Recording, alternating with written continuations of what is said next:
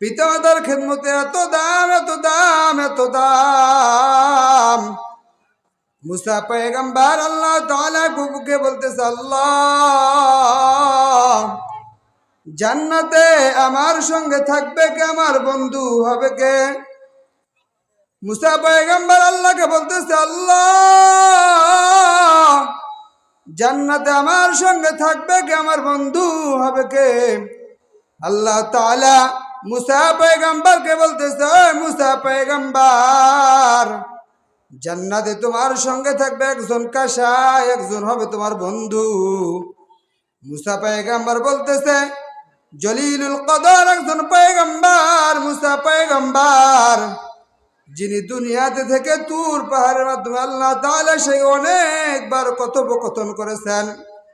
তো মুসা পয়গম্বর ওই ব্যক্তিকে দেখার জন্য চলে যায়। যা দেখতেছে মুসা পয়গম্বর, যা দেখতেছে কাসাই সারাদিন গোস্ত বিক্রি করে, তেমন কোনো নেক কাজ চোখে পড়ে না, ভালো কাজ চোখে পড়ে না। মুসা পয়গম্বর ভাবতেছে তেমন কোনো তো নেক কাজ দেখি না, ভালো কাজ দেখি না। তো মুসা পয়গম্বর ওই লোকটাকে ফলো করতে আসে। ওই ব্যক্তি সন্ধ্যার সময় তার দোকান বন্ধ করে কিছু ভালো গোস্তগুলো রেখে দিয়েছে। এই গোস্তগুলো নিয়ে বাড়ির দিকে রওনা। মুসা পয়গম্বর আলাইহিস সালাম তার পিছে পিছে বাড়ির দিকে রওনা। ওই কাসাই বাড়িতে ঢুকার পরে ছোট পায়ে তার মায়ের দুয়ারের ঘরের কাছে চলে গেছে। তার একটা অসুস্থ মা ছিল। সেই মা বৃদ্ধা হওয়ার কারণে, বেশি বয়স হওয়ার কারণে, অসুস্থ হওয়ার কারণে ঘরের ভিতর বিছানায় শুয়েছিল। তো মুসা পয়গম্বর দূর থেকে দেখতেছে ওই কাসাই সন্তানটা যেভাবে সন্তানকে মা পরিষ্কার করে, অনুরূপ ভাবে মুসা পয়গম্বর দেখতেছে ওই কাসাই সন্তানটা তার মায়ের পেশাব পায়খানা পরিষ্কার করলেন।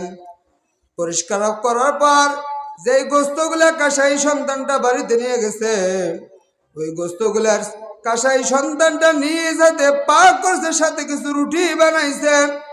রুটি বানার পর ওই কাসাই সন্তানটা মা যেভাবে সন্তানকে পরিষ্কার পরিচ্ছন্ন করার পর খুলে নেয়, ওই কাসাই সন্তানটা তার মাকে পরিষ্কার পরিচ্ছন্ন করার পর তার মাকে কোলের ভিতর নিয়ে এই যে গোস্তগুলা ছোট ছোট টুকরা করছে, ছোট ছোট গোস্তর টুকরা গুলা নিজের মুখ দিয়ে চিবিয়ে চিবিয়ে তার মায়ের মুখে দিতেছে।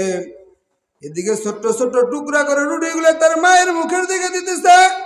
মুসা পয়গম্বর এগুলো দূর থেকে দেখতেছে। তার খেদমতে, কাসাই সন্তানের খেদমতে মা এমন খুশি হয়ে গেছে।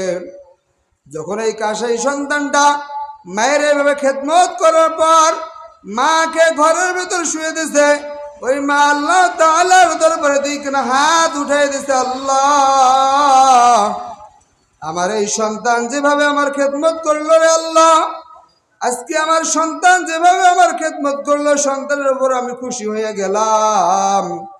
কিন্তু এই সন্তানকে দেওয়ার মতো আজকে আমার কিছুই নাই।